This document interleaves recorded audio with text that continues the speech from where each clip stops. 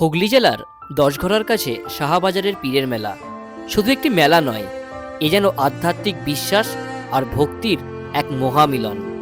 এখানে ধর্ম, বর্ণ, সম্প্রদায়ের গণ্ডি ভেঙে হাজার হাজার মানুষ একসাথে এসে মাথা নত করে ভরসা রাখে এক বিশ্বাসে। আর এই এত সুন্দর আধ্যাত্মিকতা ও ভক্তির মিলনস্থলকে তোমাদের কাছে তুলে ধরার জন্য আমি পৌঁছে গিয়েছিলাম হুগলি জেলার দশঘরার কাছে শাহবাজারের পীরের মেলায়। লোকমুখে প্রচলিত বিশ্বাস আছে, শাহবাজারের পীরের দরবারে মন থেকে কিছু চাইলে আর সেই চাওয়া যদি হয় সৎ ও নিঃস্বার্থ, তবে তা কখনোই বৃথা যায় না। এই বিশ্বাসই যুগের পর যুগ ধরে মানুষকে টেনে এনেছে এই মেলায়। এই মেলার আরেকটি অলৌকিক আকর্ষণ হলো এখানকার বিখ্যাত সিন্নি পুকুর।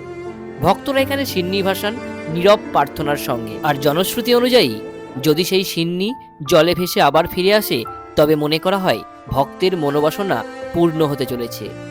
ভক্তি আর আধ্যাত্মিকতার এত সুন্দর একটা মিলনস্থলে যে মেলা বসবে না, সেটা কি কখনো হয়? তাই মাঘ মাসের 1 তারিখ থেকে 10 তারিখ পর্যন্ত চলে এক বিপুল মেলার সমারোহ, যেখানে চাইলে তুমিও একদিন ঘুরে আসতে পারো। হুগলি জেলার দশঘরা পৌঁছে যাবে, সেখান থেকে অনতি দূরেই অবস্থিত এই শাহবাজার গ্রাম। শাহবাজারের পীরের মেলায় শুধু বেচাকেনা বা উৎসবই নয়, এখানে আছে বিশ্বাসের আলো আর প্রজন্মের পর প্রজন্ম ধরে বয়ে চলা শ্রদ্ধা, আধ্যাত্মিকতা, ভক্তি আর মানুষের অগাধ আস্থার মিলনস্থল। শাহবাজারের পীরের মেলা আজও মানুষের হৃদয়ে এক অনন্য বিশ্বাসের নাম।